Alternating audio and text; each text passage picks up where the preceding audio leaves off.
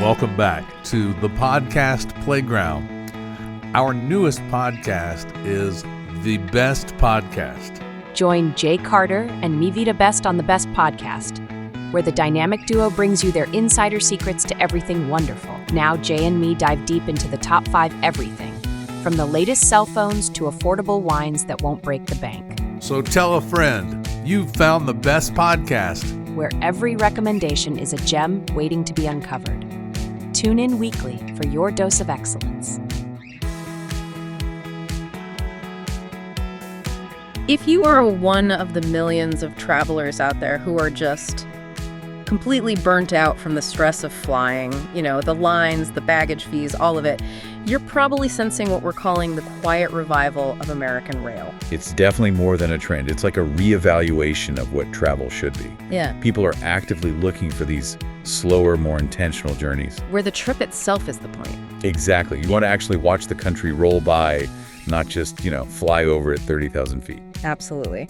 So our mission today is to give you the ultimate blueprint for the best scenic train trips in the U.S.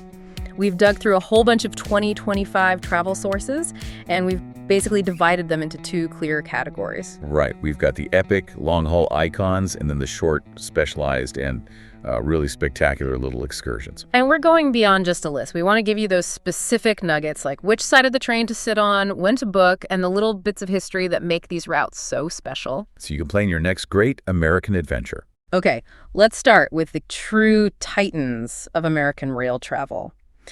The epic long-haul routes. These are the big multi-day journeys that really define Amtrak. And there's one that just always seems to rise to the top. The California Zephyr. The Zephyr is, no question, it's the crown jewel. We're talking 52 hours, 2,438 miles. Wow. All the way from Chicago to Emeryville, which is right across the bay from San Francisco. It's the longest and, I'd argue, the most geographically diverse route in the country. Okay, 52 hours is a real commitment. How do you even handle that? And what are you actually seeing out the window? The diversity is just astonishing. I mean, you start in the Midwest, but the real magic happens when you hit the snow-capped Colorado Rockies. Then you drop into the Red Rock Canyons of Utah, and then finally, that dramatic climb through the Sierra Nevada. And to handle the duration. You have to, absolutely must, spend time in the Sightseer Lounge. I know that's a hallmark of these trains, but for anyone who's not familiar, what makes it so special? Well, think of it like a glass bubble on top of the train. It has these massive, curved, floor-to-ceiling windows that wrap all the way around the top of the car. Okay. It's designed specifically for panoramic viewing, especially through the mountains. If you're in a coach seat for 52 hours, that lounge is your lifeline. Got it. And what's the one critical tip for timing? Because missing the Rockies in daylight seems like it would be a total disaster. It would be a tragedy. You always book a westbound ticket out of Chicago. Westbound? Traveling west guarantees you hit those most spectacular sections, the Rockies, specifically during daylight hours. Plus, here's a little nugget. There are often volunteer guides from the California State Railroad Museum who narrate the route between Reno and Sacramento. Oh, that's incredible. That adds so much. Okay, let's switch gears from that inland epic to the ultimate coastal journey, the Coast Starlight. The Starlight is a very different flavor. It's 35 hours running north to south from Seattle all the way down to L.A. So instead of mountains, we're talking about the Pacific. The whole trip is famous for hugging the coastline, going through redwood forests and the Cascade Mountains. But it's really about the ocean. So what gives it the edge for, sheer photogenic beauty? It's the immediacy of the water.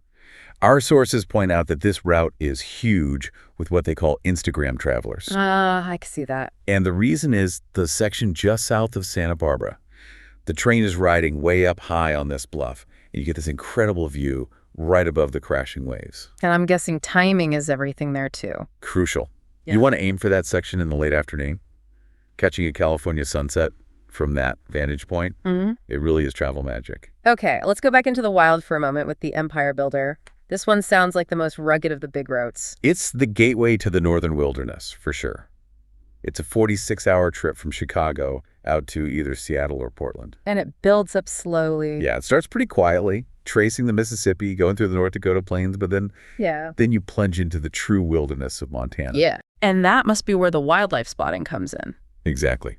The main attraction is Glacier National Park.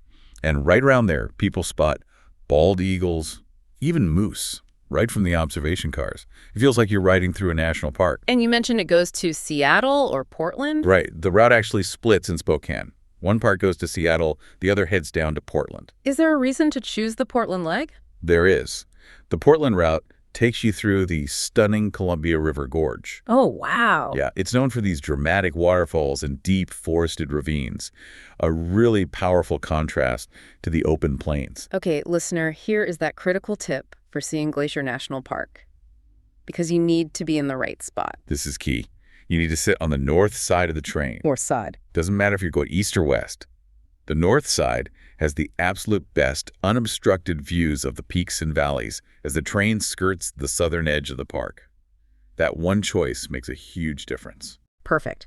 Finally, to round out the big ones, we have the Sunset Limited, the southernmost route, LA to New Orleans. This one is a 38-hour masterclass in geographical contrast. Yeah. It runs closer to the border, and the scenery shift is just incredible. You go from the cactus-filled deserts of Arizona and New Mexico to crossing Texas on these huge elevated bridges, and then eventually you're riding right through the misty, steamy bayous of Louisiana.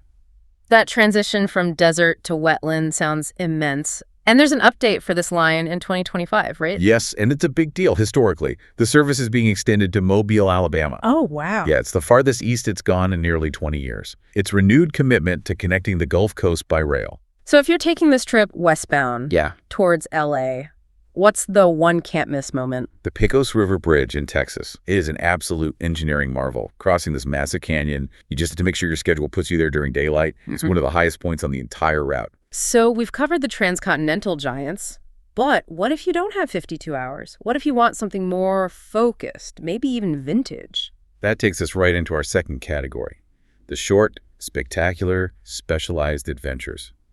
These routes are designed purely for the viewing experience. And this is where the heritage steam trains really shine. We have to start with the legendary Durango and Silverton in Colorado. This is living rail history, a true narrow-gauge steam train built back in the 1880s to haul silver and gold. Incredible. Today, the 45-mile round trip is pure scenery. It climbs right through the San Juan Mountains, hugging cliffs high above the roaring Animas River. And the photo ops are literally built into the train. They are.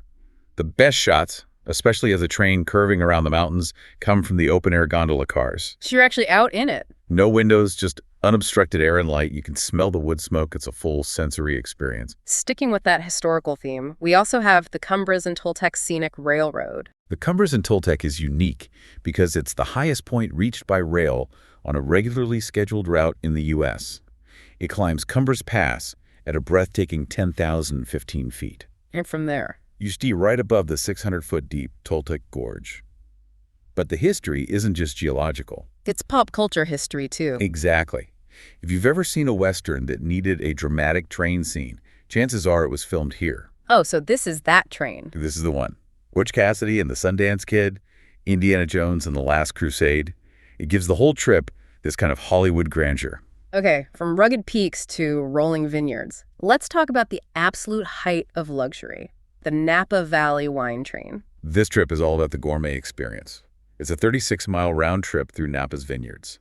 It's not transportation. It's mobile fine dining. And the cars themselves are part of the attraction. Oh, absolutely. They're these beautifully restored vintage Pullman cars, etched glass, plush velvet seats. The whole experience revolves around multi-course meals like ricotta gnocchi or beef tenderloin, served while the vineyards just glide by. And the Vista Dome car sounds like the ultimate splurge. It's the ultimate elevated experience, literally. It's a glass-enclosed car that gives you a superior view over the finds. And they have fun with it, too. They have these popular murder mystery trains where everyone's encouraged to show up in 1920s outfits. That sounds amazing. Okay, leaving California for the far north, let's talk about the Alaska Railroad Coastal Classic. This is a bucket list trip, but you have to plan carefully.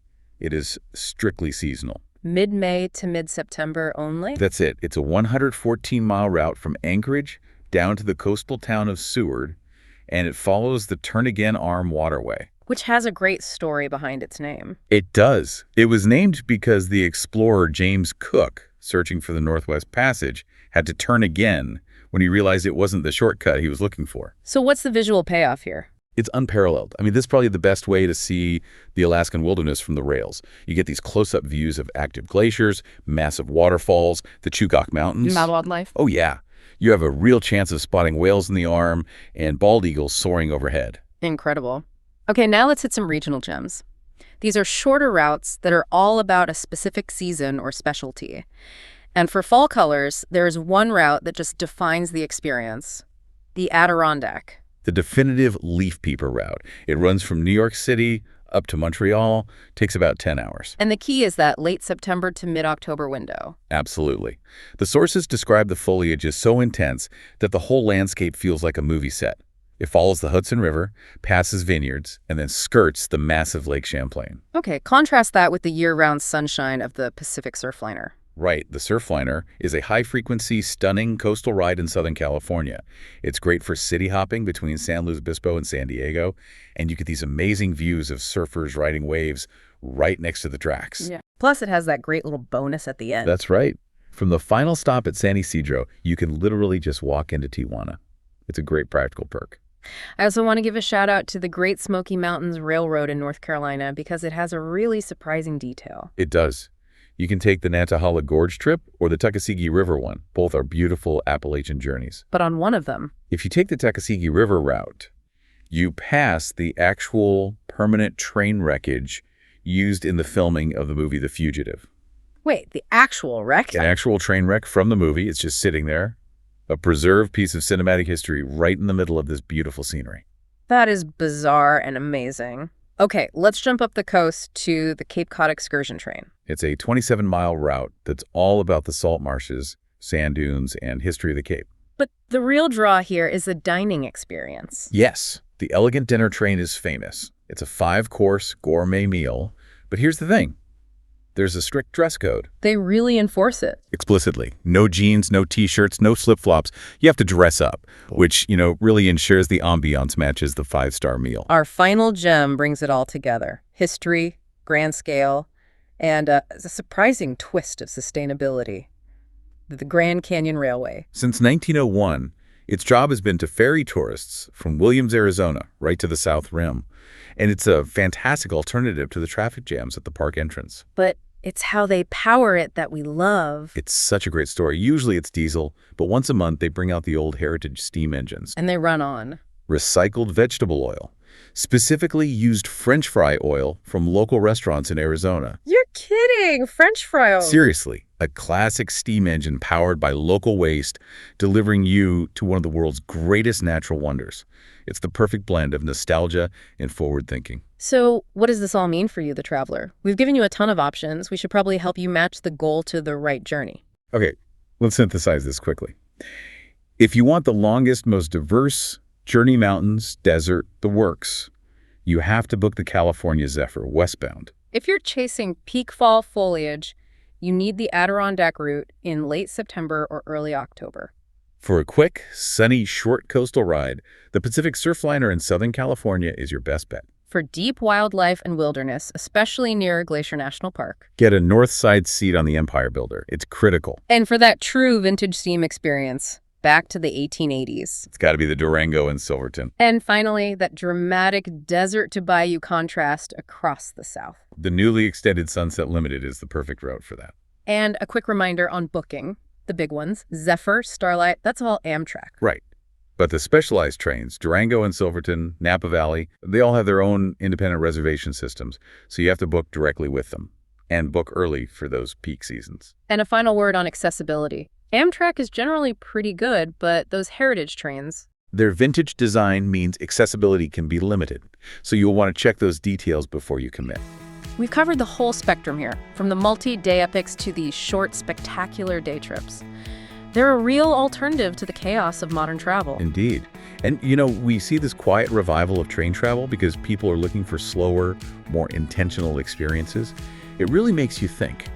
In a world that's optimized for speed, where the destination is the only thing that matters, what do we miss? What essential details about the American landscape do we sacrifice? Exactly. What connections, what moments of just grandeur do we miss when we choose velocity over the simple act of slowing down and watching the world roll by? Maybe it's time we start thinking of the journey as the main event.